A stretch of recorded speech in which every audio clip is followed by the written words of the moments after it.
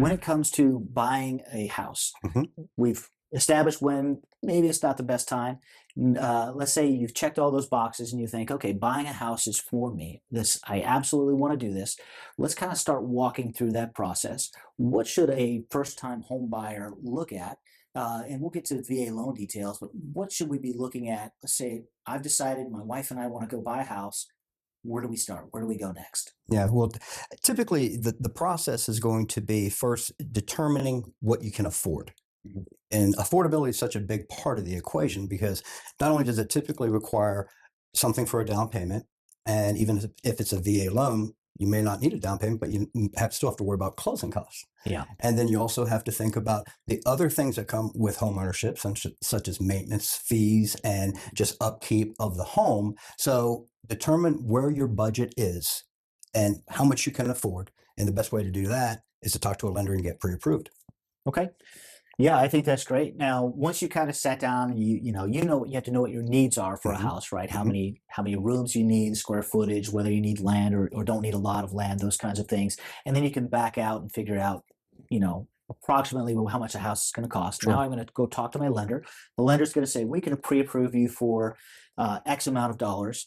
And now we need to start talking to the lender. Okay, if I do or don't have a down payment, we'll figure that out.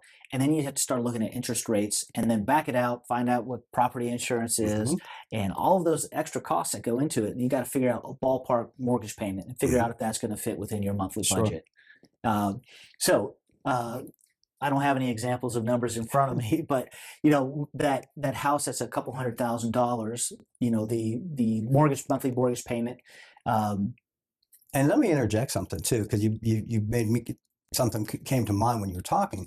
Is that what I found is one of the biggest things that first time home buyers do not estimate accurately are for your taxes and your insurance, and especially nowadays where well, with home prices going up, so are property yeah, taxes.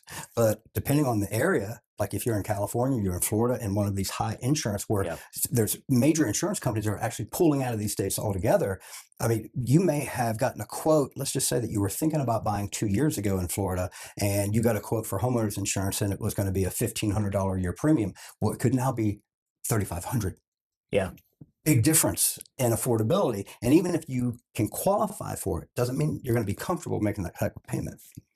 Yeah, no, that's a great point. What a lender says you can pay or what Hmm. you can qualify for might not fit with your budget. So Exactly. that's something where you really need to sit down and run the numbers and look at your total income, look at all of your expenses, and figure out where that mortgage payment will fit within your budget. Yeah. So obviously, the less outgoing you have every month, a little easier it is to make that monthly payment each month. Right.